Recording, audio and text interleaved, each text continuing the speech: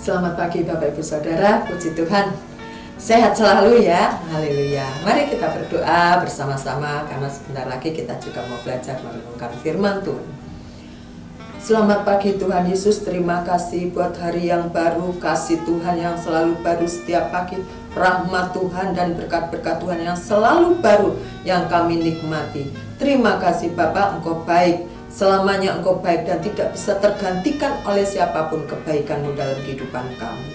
Terima kasih Tuhan, terima kasih jamah kami, urapi kami, sehingga apa yang kami baca dan renungkan pada pagi hari ini akan menumbuhkan iman, percaya, serta pengharapan kami hanya kepada-Mu saja. Di dalam nama Tuhan Yesus, haleluya, amin.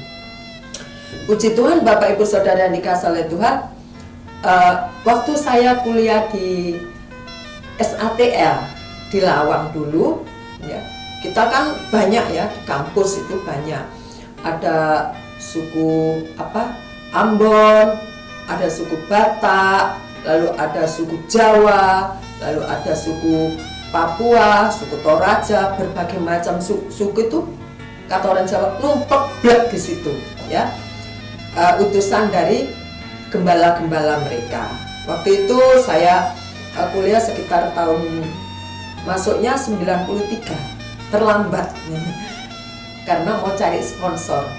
Kita berkumpul ada sekitar 218 orang pada waktu itu. Nah, saya mahasiswi baru, ya. Tentunya saya ingin mencari orang Jawa gitu ya, yang bisa diajak komunikasi. Tentu saya berpikir itu kalau sesama Jawa, pola pikirnya sama, pandangannya sama, ya. Nah, tapi ternyata saya sekamar dengan orang Sulawesi Selatan, tepatnya orang Toraja, ya. Putri dari seorang hamba Tuhan yang ada di Kalimantan Timur, namanya Efrat. Waktu kami sekamar, teman saya yang Efrat ini masih muda, dia tidak betah di kamar. Rupanya dia ini pergi berkumpul dengan teman-temannya yang sesama Toraja. Mereka ngomong, ya, bicara, ngobrol, bersenda gurau, minum kopi, ya. Lalu saya menjadi sedih. Kok saya ini serasa dikucilkan, kok nggak dianggap teman, kan kita satu kamar, ya. Kalau saya panggil Efrat, lalu teman-temannya ya, bubar mereka, bubar. Apa yang saya saksikan ini adalah pengalaman saya waktu zaman dahulu, tahun 93, sekitar kurang lebih 93, ya. Nah, pada waktu itu masih gencar-gencarnya yaitu tentang KKN, bukan kuliah kerja nyata, KKN yang zamannya Pak Soeharto begitu ya, nepotisme. Nah, pada pagi hari ini saya akan memberikan tema yaitu nepotisme. Mari kita baca bersama-sama Bapak Ibu Saudara sekalian yang bacaan kita yang terambil di dalam Injil Matius pasal 12 ayat yang ke-46 sampai ke 50. Nah, demikian bunyi firman Tuhan. Yesus dan anak saudara-saudaranya. Ketika Yesus masih berbicara dengan orang banyak itu, ibunya dan saudara-saudaranya berdiri di luar dan berusaha menemui dia. Maka seorang berkata kepadanya, "Lihatlah, ibumu dan saudara-saudaramu ada di luar dan berusaha menemui engkau." Tetapi jawab Yesus kepada orang-orang yang menyampaikan berita itu kepadanya, "Siapa ibuku? Dan siapa saudara-saudaraku?" Ayat 9. Lalu katanya sambil menunjuk kepada murid-muridnya, "Ini ibuku dan saudara-saudaraku, sebab siapapun yang melakukan kehendak Bapakku di surga, dialah saudaraku laki-laki dan saudaraku perempuan, dialah ibuku." Bapak Ibu Saudara yang dikasihi oleh Tuhan, di awal saya saksikan bagaimana keadaan saya dulu waktu kuliah di Lawang tepatnya. Ya, Jalan Selamat Riyadi.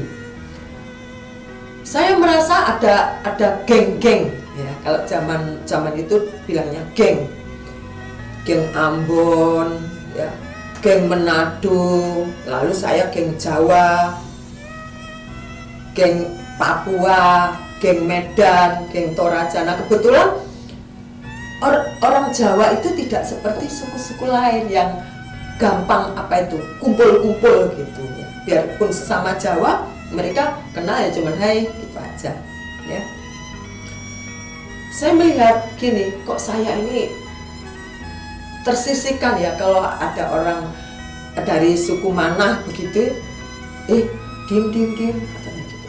Ada orang itu termasuk saya, ya. Lalu saya berpikir, apakah nepotisme ini sehat? Ternyata kan tidak sehat, karena di dalamnya itu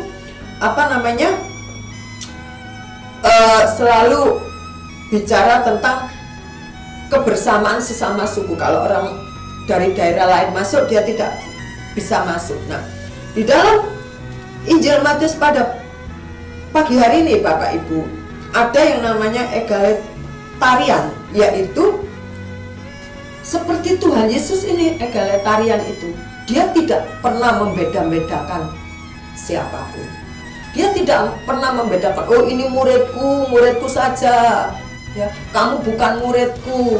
Oh ini saudaraku, ya saudaraku, harus kamu utamakan, harus kamu kasih tempat. Meskipun banyak orang, kalau dia datang, ya kamu hormati dia sebagai ibuku, sebagai saudaraku. Kalau kita melihat di sini bagaimana Yesus memperlakukan ibunya, memperlakukan saudara-saudaranya, mereka tidak membeda-bedakan antara muridnya, antara ibunya, saudaranya, dan antara para orang-orang yang mengerumuni dia. Amin, Bapak Ibu. Tuhan Yesus tidak pernah beda-bedakan, tidak nepotisme, ya. Karena satu daerah, karena ini kulit, karena mungkin mata belok, mata sipit, oh ini gengnya ini, kamu kan wong desa, ngerti apa? Tidak, ya. Tetapi Tuhan Yesus adalah pribadi yang bisa menerima seluruh lapisan seseorang.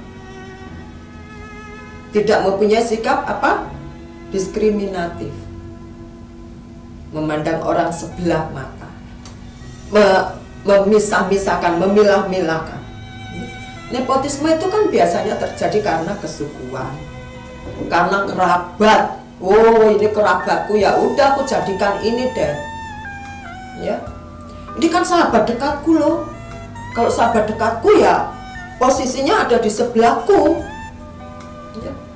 Kalau contohnya yang lain mendapat 1 gelas, dia sahabatku, harusnya 2 gelas minuman.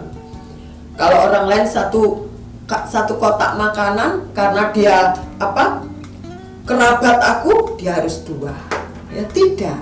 Yang Tuhan Yesus lakukan tidak seperti itu. Tuhan Yesus adalah pribadi yang egalitarian, ya, yang tidak membedakan orang. Setiap orang mempunyai hak yang sama di hadapan Tuhan. Bapak Ibu Saudara yang dikasihi oleh Tuhan, pada pagi hari ini kita belajar dari sikap Tuhan Yesus yang tidak ada kata nepotisme, yang tidak ada kata KKN itu karena orang dekatnya, karena Yohanes dia menjadi istimewa, karena Matius dia menjadi istimewa, karena ibunya, karena saudaranya dia istimewakan. Tidak, semua sama di hadapan Tuhan. Tuhan Yesus bilang gini, sebab siapapun yang melakukan kehendak Bapa-Ku di surga, dialah saudaraku laki-laki, dialah saudaraku perempuan, dialah ibuku. Yang melakukan kehendak Bapa di surga, yaitu melakukan firman, bukan karena suku, bukan karena kerabat, bukan karena dia orang dekat kita kasih prioritas, tidak. Pada pagi hari ini Bapak Ibu Saudara yang dikasihi oleh Tuhan, yang kita pelajari adalah kita hidup di komunitas yang beraneka ragam, bermasyarakat, di tengah-tengah kita bekerja, di tengah-tengah kehidupan keluarga, famili kita, menantu kita. Lalu kita juga hidup berjemaat di gereja. Yang kita teladani adalah sikap Yesus yang tidak membeda-bedakan. Ya. Begitu juga kita. Kalau kita murid Yesus, maka kita harus meneladani guru kita, yaitu Tuhan Yesus. Oh, karena kamu kulitnya hitam, sana deh, sana. Kamu jangan ikut dulu ya, nanti ya. Tidak. Amin, Bapak Ibu. Bukan karena dia itu, oh dia sohibku. Tidak. Ya. Sangat indah kalau kita belajar bersama dengan sang guru kita, yaitu Tuhan Yesus. Kita akan bisa menjadi berkat, kita akan bisa memuliakan Tuhan lewat kehidupan kita, yang mana mencerminkan suratan Kristus yang terbuka dan setiap orang membacanya lewat tutur kata kita, lewat sikap hidup kita. Saya percaya Bapak Ibu Saudara sekalian adalah suratan Kristus yang terbuka, yang siap untuk dibaca, yang siap untuk dilihat keberadaan. Seperti apa itu? Ikan di dalam akuarium. Setiap orang akan melihat, akan meneliti gerak-gerik kita, tingkah laku kita, omongan kita. Ya. Biarlah kita ini dikatakan Kristen, pengikut Kristus. Kehidupan kita juga seperti Yesus. Dan saya percaya Bapak Ibu Saudara sekalian, tidak ada niat untuk mendiskriminasikan orang lain atau membuat menjadikan orang lain tidak sejalan lagi dengan kita hanya karena suku, hanya karena pendidikan, hanya karena hanyanya itu sudah dihapuskan, sudah disingkirkan oleh pemahaman kita akan kebenaran firman Tuhan. Terima kasih Bapak Ibu Saudara sekalian. Mari kita berdoa bersama-sama. Tuhan Yesus, Engkaulah guru kami, Engkaulah gembala kami yang baik, Engkau Bapa kami yang kekal. Kami mau belajar banyak Tuhan tentang dalam kehidupan ini, bagaimana selayaknya, bagaimana seharusnya kita hidup Tuhan, sehingga kehidupan kami ini bisa memuliakan Engkau Tuhan, bisa mencerminkan Engkau hidup dalam kehidupan kami.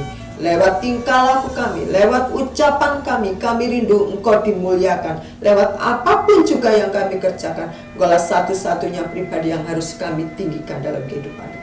Terima kasih Bapa, inilah ucapan syukur kami dan kami percaya Engkau terus memberikan hikmat kepada kami, bagaimana kami harus bertingkah laku dan bagaimana kami harus berbicara untuk menjadi kemuliaan bagi nama-Mu. Terima kasih Tuhan. Di dalam nama Tuhan Yesus kami serahkan hidup kami sepenuhnya ke dalam tangan Tuhan.